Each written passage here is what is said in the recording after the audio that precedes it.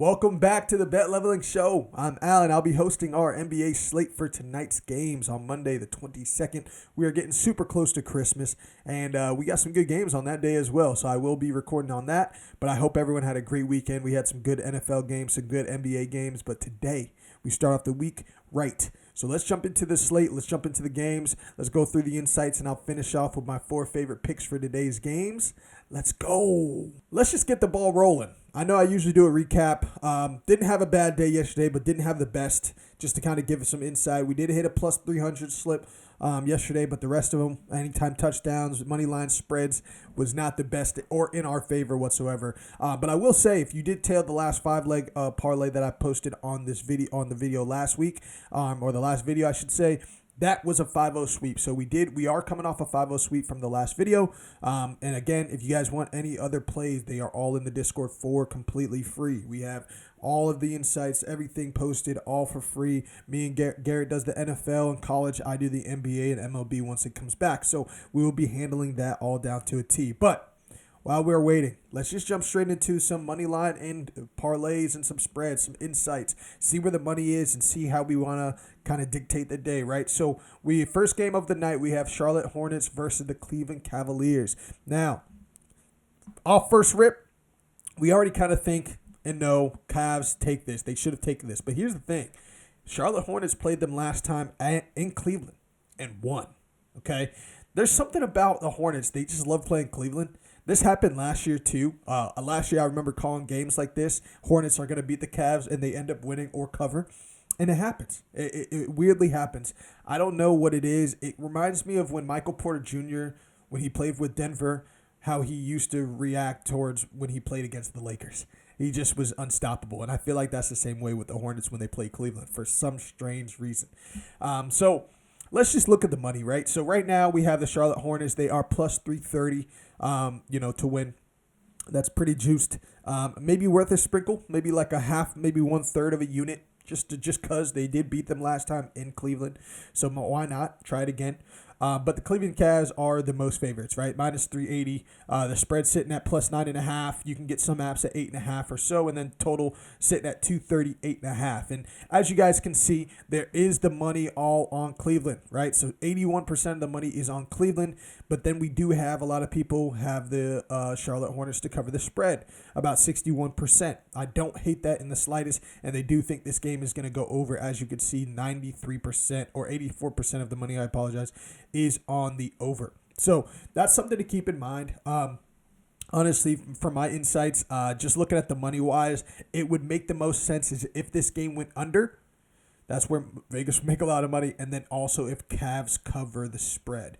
The reason why I say that is because, minus 380 odds when it comes to Cleveland, that makes the most sense, right? I mean, people can hammer that all day, but because the odds are so juiced, if they win, it's not a crazy payout. But here's the thing though, if Charlotte covers the spread and the Cavs also win, then that's where they'll probably get the most. And I will say too, again, I would sprinkle on the Charlotte Hornets money line. Don't think it's going to happen, but it could. They did last game, so I don't hate it. But I would also keep track of the injury report and things of that nature. So those are kind of the insights of the first game. Not really crazy exciting. I know coming that from a Charlotte fan myself, not really excited. We got a lot of things to figure out, and right now we just can't get a hold of it. So that's what I'm sticking with, and then we'll just jump straight to the next game, right? So the next game we do have the Indiana Pacers at Boston. Now, first initial thoughts, everyone's on Boston. Makes the most sense. Indiana Pacers have been a mid-tier team. They went all the way to the finals last year, and then after the finals, they just became so mid-tier. Not even mid-tier, probably lower bottom of the barrel. They just haven't been the best. I mean, I know they're struggling with a lot of injuries, but either way, they made it to the finals, right? So it just shows how many of their starters, how many of the main players they need to stick with that high-caliber play. So we'll see what happens. But tonight we have the Indiana Pacers plus 475, Boston at minus 600. The spread is at plus 12.5 for the Indiana Pacers. Man, they think they're going to lose by double digits. And then we have the over-under at 224.5. So pretty low-scoring game. That's an average of both teams getting about 112, 113 each. which is pretty low scoring, especially being in Boston. But the only reason why I think this would hit is because of blowout potential. I think this has massive blowout potential, and I just can't see them, not blowing these guys out the water. Jaylen Brown has been playing his tail off, and I know right now a lot of people are on Jaylen Brown's, PRA or points. I think if this game does have that blowout potential, he might go under.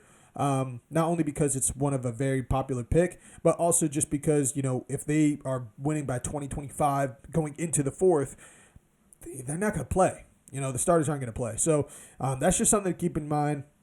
So this is a game that I would watch out for when it comes down to that. But again, let's follow the numbers, right? So we got the numbers posted right here. So we have, 80% of the money on Boston money line. Don't hate that. It's too juiced for me. Minus 600. Just too juiced. And then we have 50-50 on this cover the spread. So looks like some people think that Indiana can at least hold their ground of 12.5. And then other people think, Boston is going to win by 12.5. So it can vary. If I'm looking at it first glance, where Vegas would make the most money is honestly if Boston covers their tail of the spread. But either way, 50 to 60% doesn't really matter because they can make their money other ways like player props and things of that nature. So it honestly doesn't matter. I think Boston takes this away with ease. I think it's going to be a blowout. And so, these people that have 78% of the money on the under, I don't hate that at all. Usually that's something I would probably fade just because majority of the public is on. But honestly, with the amount of games and the way this game could go, I don't hate the under in the slightest, even though it is already a low total. So I don't hate it. I mean, if you guys want to go against the public, you can definitely hit the over. Maybe do an alternate line at 219.5. I know it's a little juiced, but that's probably better. I like that line if you want to go against the public. But I can't see this game going crazy over just with so much blowout potential. So, that's the biggest things about that game. But let's jump into the next one. Let's just keep going. Keep the ball rolling. Keep the ball rolling. So we got Dallas versus New Orleans Pelicans. The Pelicans are at home. Looking at their last 5 games, right? The Dallas Mavs have been on a pretty good tear. They're not doing too bad. Cooper Flag is starting to come out. He's doing his thing, but they've won their last 3 out of 5. And the Pelicans have won their last 4 out of 5. They all have won 4 straight. Zion is back. Trey Murphy's doing his thing. He is back. Sadiq Bey is coming out the woodwork. So the Pelicans team is pretty good. They got great momentum. They're working out well. The last games they did play was, Pacers. Yeah, right? But they did beat Houston. They beat Houston. He beat the Houston Rockets by 133 to 128. That's not bad. They beat the Chicago Bulls. Chicago Bulls are a little, off and on, but, the Bulls, beginning of the season, they were killing it.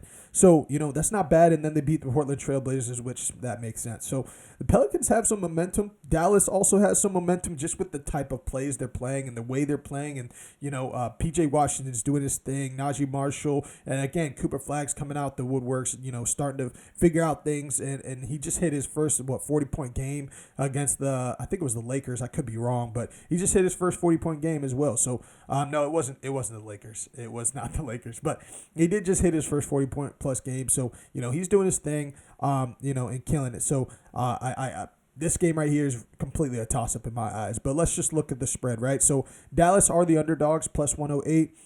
They are sitting at plus 1.5 when it comes down to the spread, and then the total is 239.5. Man, that is a high total. That's like both teams hit 120 each, which I could see it, right? Because the last couple games that Dallas has played, about 114, 121, 114 to 116. The last highest game they had was against Utah, and that's where he hit his 40. I do remember that. But yeah, 133 to 140 against Utah. Everything else has been under 120.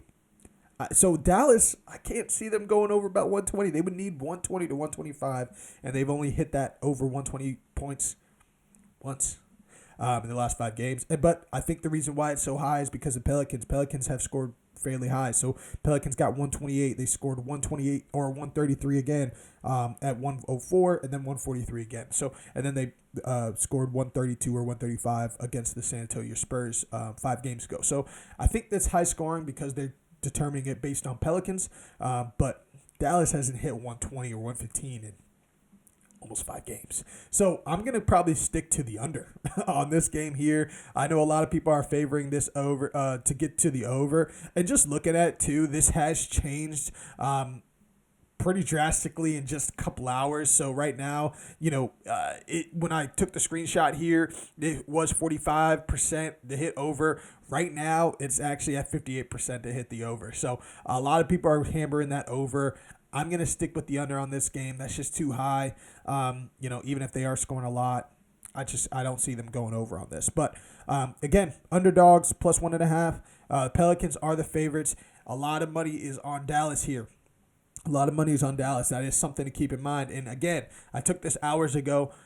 Now that the adjusted line right here is 40% for Pelicans to cut or to win, and 59 to 60% on Dallas to win. So it's kind of almost a split, but not really. The spread is about the same. So we have 52% right now. It's sitting at 62% of the Pelicans to cover, like -1, -1.5 spread. So that's something to keep in mind there as well, right?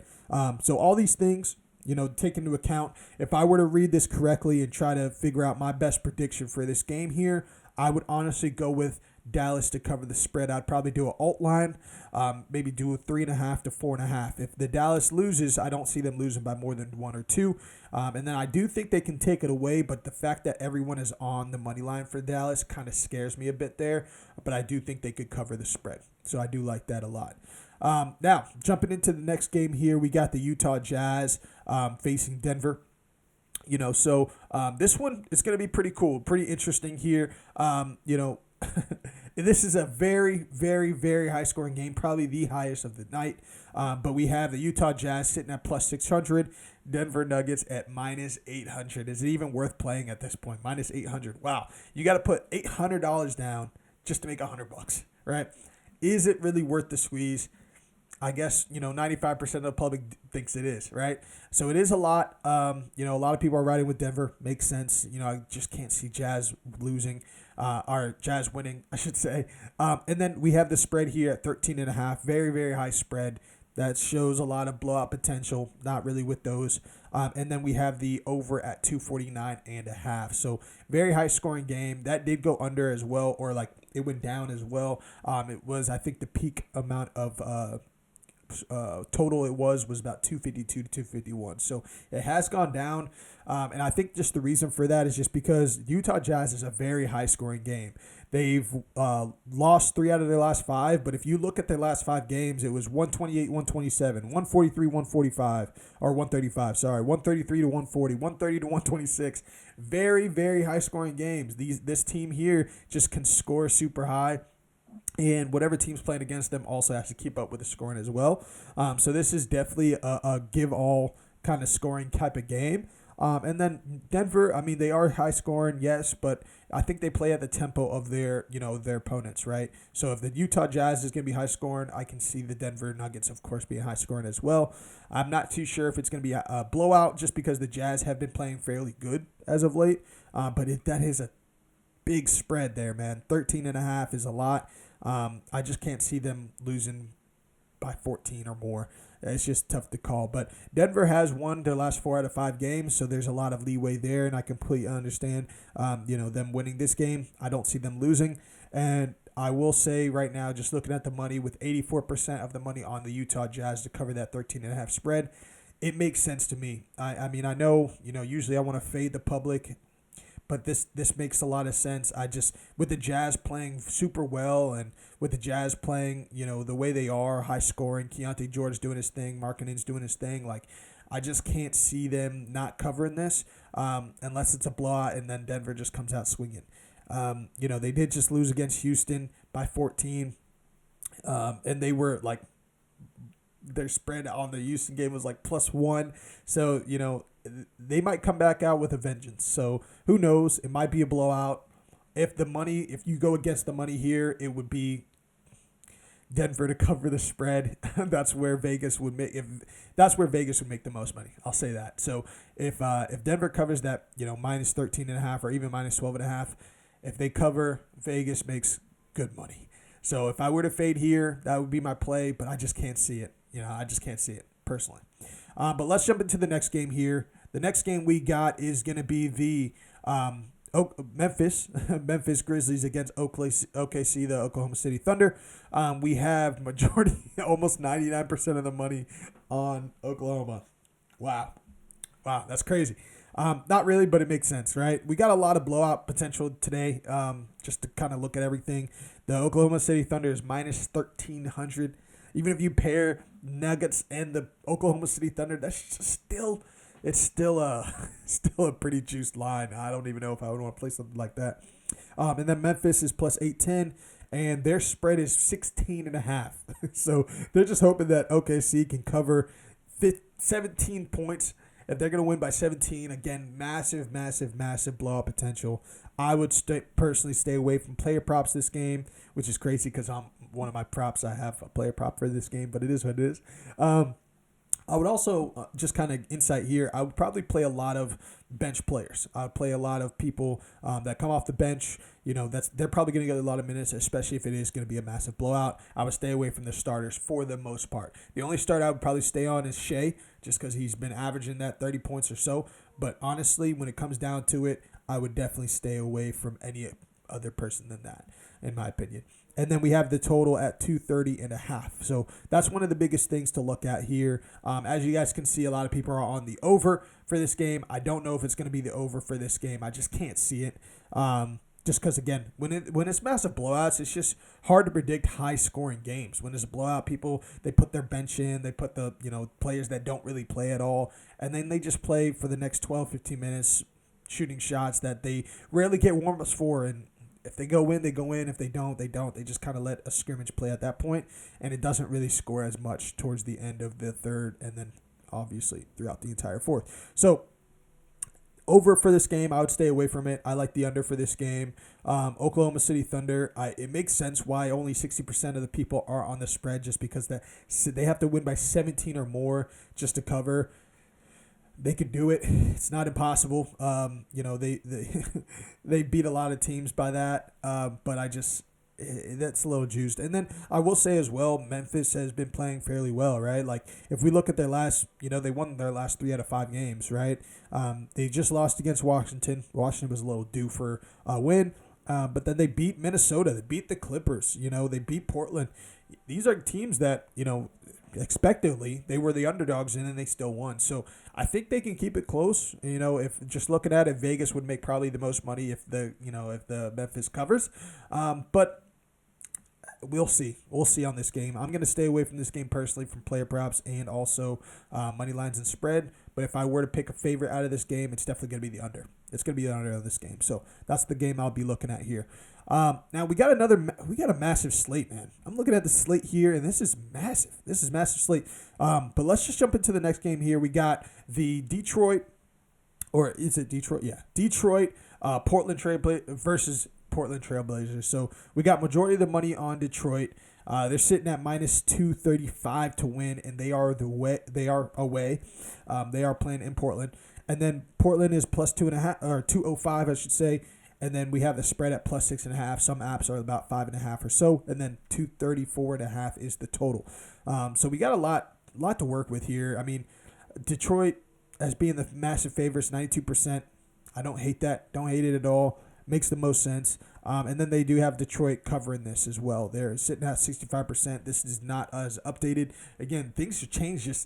I took this 30 minutes ago, almost an hour ago, and it's already at 65% of money is on the Detroit Pistons spread. So they think they're going to cover at least 5.5, which I can see it. Portland has not really been one of those teams that have been standing out this year. I think they're really waiting until Dame comes back to really start igniting that fire. But the reason why I think some people may think it's going to be close is because they did win 3 out of their last 5. They beat Golden State, and then they beat the Sacramento Kings twice back-to-back. So I see why, they could be building momentum. They could be riding the wave of wins. I think it comes to a halt here against Detroit. Detroit has won 4 of their last 5, and they're beating tough teams. They beat the Milwaukee Bucks, Atlanta Hawks, Boston. They just beat the Hornets as well, but that's not really much to say. And then they lost against Dallas, but it was a super, super close game. Super, super close. So I can definitely see the Pistons taking it. If they take it, Vegas, doesn't have to pay out a lot, minus 235. It's nothing crazy. I would say that where they would make the most money is if Portland covers. If Portland covers, Vegas would make the most money here. So I can see them maybe win or losing. I definitely see them losing, but maybe not by 5. They might lose by like a 3-pointer or 4-pointer. They could keep it close. And then the over, a lot of people are on the over. Me personally, if I were to fade anyone, I'm going to fade the total. I would go under on this game as well, especially if it is close, or maybe let's say they did a lot of traveling. It could be a low-scoring game. So I'm going to stay away from, the money line, just too much juice. I would fade the public here. I would go Portland spread, cover the spread, and then I would pick the under for this game as well. That's my prediction for this game. But we got a lot of games. So let's get to the last one here. Last game we got is the Golden State Warriors versus Orlando. Golden State is at home, and this is probably going to be my personal favorite game of the night. Just to be honest with you, this is going to be very high competitive. Both teams are on massive momentum. Wardell's doing his thing. Paolo's doing his thing. So, I think this is going to be one of those games. And then looking at it, they're both pretty even. So both teams have the last 5. They've only won 2 at their last 5 for both teams here. So whatever team wins continues that 4 out of 6. And then one team will break and get it to break even. So we will see. We'll see. Right now, they do have Golden State Warriors as the favorites at minus 215. Orlando Magic is plus 190 currently. They do think that the Orlando Magic will cover 6.5 is their spread. And then the total over-under is at 227. Some apps at 228. So low scoring. That's like both teams hitting 110, 115 each. Low scoring. I can see that. Last year the Orlando Magic was a very low-scoring team, one of the lowest of the entire leagues. I think the Miami Heat was this number 1, but Orlando Magic's pretty low-scoring, and Golden State, they like to play on a certain tempo as well. They don't need to be the team that's throwing and chucking up a bunch of points on the board. They can play with strategy. They can move around the ball, get a lot of players tired, and then they'll go on a tear. So I do like that aspect of the under for this game. I can see that as well, and I think the public agrees. And I don't hate that. That's not a number that I would fade, right? Because between 50 to 60%, I like that. But the minute it hits like 75%, 80%, that's where I start to question that. But 50 to 60, I'll stay with that. I do like the under for this game. Now, we do have, it's about 50-50 split. A lot of people are taking the Magic. I think a lot of people are taking the Magic. Reason is because, one, if they win, that's a lot of plus money. Plus 190, you'll get a pretty good double your money, double your coin there.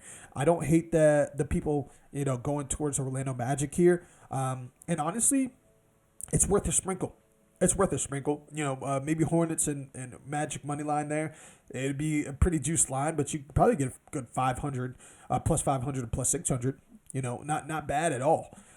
It'd be worth a sprinkle. 1/4 of your unit size, of course, but I don't hate that. And then we do have Golden State. Majority of people think that the Golden State will cover. I know it says here, but just from the updated lines, it looked like it flipped. 58% were on the Magic to cover, but now it looks like a lot of people are on the Golden State, which is weird because they have Golden State to cover, but then they have a lot of public on Orlando to win. I think right here, this is where it would be confusing if you're not able to read it.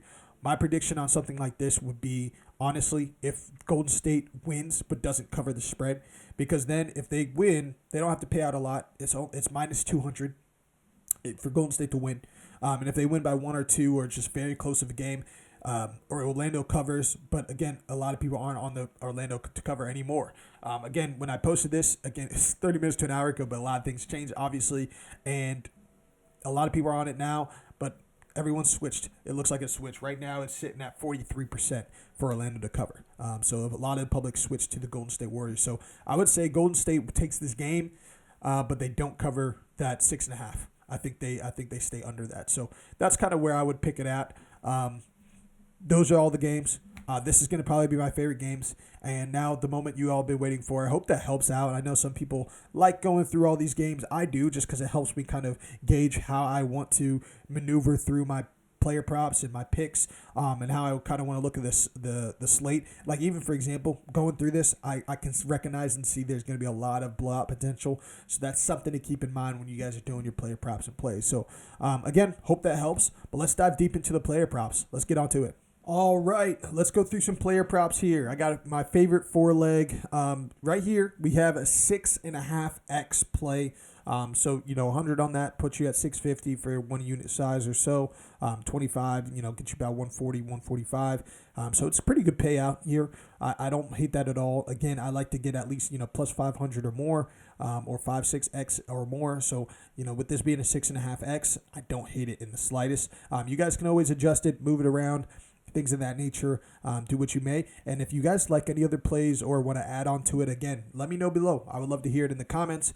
Give me your insight and the reason why you want to pick that out, or tell me why you want to take someone off. I would love to hear your insights as well.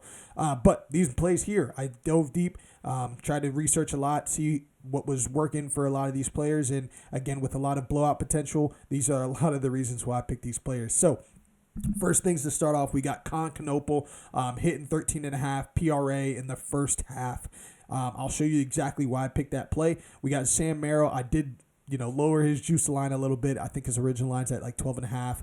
I like 9.5 here. I think he does it. I tried to do 8.5 for points and assists, but they took it away the minute I tried to play it. So I was like, you know what? I think PRA is fine. I do like another line of his that I do like is his fantasy score as well at 14.5. Again, with a lot of blowout potential and possibilities, I do think he can hit that. And then Sadiq Bey. He's been on a tear. He's been doing really well. I like his line at 14.5 points and assists. I honestly think he can get 15 points himself. So I gave that extra little juice there, but I don't hate this. And then we got Shea, the former MVP, the finals championship MVP, getting 30 points tonight. So even though I did mention during the game and during the slate that there's a lot of blowout potential, I do think Shea can still hit 30 even with it being a blowout. So that's something to keep in mind. If you guys want to take that line off, I don't blame you. Just discussing the slate and the back end kind of made me kind of rethink a lot. But I'm going to stick with it. I'm going to stand my ground on it. But let's dive deep into the reasons why I picked these players and these props here, right? Let's start off first with Khan. So first one I like to go over is Knoepel. He's hit this line 80% of the time, and he's just been on a tear. I know he's trying to fight for that rookie of the year as well, with him and Cooper Flag. They'll probably give it to Cooper, but he's definitely a strong second. This man has been killing it. Him and LaMelo Ball had just like that synergy and that connection that kind of reminds me of the Golden State Warriors with Clay and Steph. Even though I don't want to compare, LaMelo Ball to a Steph, but, I just think they love to shoot, love to play with each other. I think they, work really well together, and then they have someone like a Brandon Miller who can kind of clean things up, right? Kind of like the Andrew Wiggins was back in the day for the Golden State Warriors. So I don't hate this guy. In fact, I love it. I think it was a great pickup. But just looking at the last 8 games, right, or last 10 games, sorry, he's hit this 80% of the time. He's only missed it twice against Toronto and Denver. And this was kind of where he was playing back to back, right? Like you can see this was like the traveling time, when he played against Brooklyn, the Knicks, Toronto, and he hit those games in the early games. But then as the traveling got on, and then Denver back to back, he was probably on tired legs. Now, once he got off those tired legs, he came swinging back, right? Because the game right after that, Denver, was 5 days after. So he got a lot of rest, and lately he's been getting a lot of rest too. In the last game, he's on a 2-day rest day today. And again, they love playing Cleveland. And the last time he played Cleveland, he did hit this line as well, right at 14. So I think he can hit this again. So I really do like this line here. Again, let me know in the comments what you guys think as well. But I really do like this first half slip. Now, let's go through the Sam Merrill, the reasons why I picked this game here. Again, I think he's, I think he's due for this. I really liked, if you can find his points and assists at 8.5, I like that one a little bit better. And then also, if you guys want to get a little bit ballsier, you can also do the fantasy score as well. He might be able to get a steal or something like that to help out with the fantasy. But I think he has a pretty good game tonight. I think he does, especially if, it could potentially be a blowout. He can get a lot more minutes and a lot more potential to hit this line. But 9.5 PRA is not asking for much as well. I will say him to hit 2 threes is like a goblin square, which which means it's a juiced line, maybe like minus 185, minus 200. So, 2 threes is kind of inevitable for him. So all he has to do is get a couple more rebounds or even one more three and an assist, and he cashes this. So I really do like this line. He's hit this 90% of the time. He's only missed it once against Miami. It was probably just a bad day. He played in Miami. He might have been partying in Miami before or after the game was ready for it. Who knows? I don't know. But he's hit this 90% clip. I don't hate this this play at all. I know I juiced it a little bit. If you guys want to go towards his regular line, feel free to. I think he still hits it. As you guys can see, he's been killing it. 23, 15, 16, 17. He's been doing way over 9.5. So if you don't want to get that 12.5 to 13.5 PRA, I don't blame you at all. I think he does hit that as well. But I like to be a little bit safe here. But yeah, that's the reason why I went with Sam Merrill. Let's go dive deep into some Saddiq Bey action. Why did I go with Saddiq? Again, 90%. I like to stay around the 80, 70, 90% of the time of them hitting this line. And I think Saddiq has a lot of momentum steering his way. If they think this is going to be a high-scoring game, I think Dallas is one of those teams that, Saddiq can actually perform on, and I think he can really make a difference here. So I really do like this points, 14.5 points and assists. Again, I think he can score 15 points himself. So that says a lot there. He's only missed this one game out of the last 10, and that was against Chicago. But every other game ever since then, he has skyrocketed this line. So I think this line is a little low. I wouldn't be surprised by the end of the night it ends with maybe 15.5, 16.5. I can definitely see it there. I just like Saddiq Bey overall for his contribution for today's slate. So I really do like Saddiq. We'll see how he does. That's the reason why I went to that line. And then lastly, we have some Shea action. So Shea, as you guys know, former champ. This man is averaging 30 points or so. So I just think he can naturally get this. I don't see how he doesn't. Again, especially against the team, against Memphis tonight. I think he can really do it. And, Memphis, they do allow, I think they're number 11th or 14th most allowed points for the point guard position. So this just is a great spot for Shea to get over 30 points here. And as you guys can see, he's hit this 70% of the time. He's hit it back-to-back games against Clippers and Minnesota. This one, it might be close. I could see him ending on 27, 28. Which would just be my luck. So if you guys want to leave this one off, I don't blame you, but I'm going to stand my ground on it. I think he can keep the momentum. I mean, he's hit 30-plus points before, as you guys can see, against Portland, Minnesota, and Phoenix back-to-back.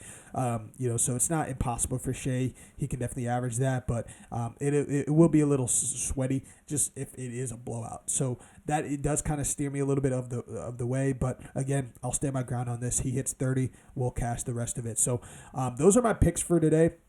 Hope that helps out. I hope the slate goes really well for you guys all in all. I hope this goes great. And again, if you guys have any better plays, props, insights, everything, go ahead and let me know down below. If you guys want to see the rest of the plays that I do for today, go ahead and join the Discord. And then other than that, be on the lookout for Garrett going through the NFL slate and for the Monday Night Football. And then also check him out as well for everything else. He cashed out some great slips this past weekend for NFL, and I know there's more to come. So make sure to check us all out. Go ahead and join. It's completely free description and everything below. And I hope you guys have a great Monday. Let's keep it rocking. Later.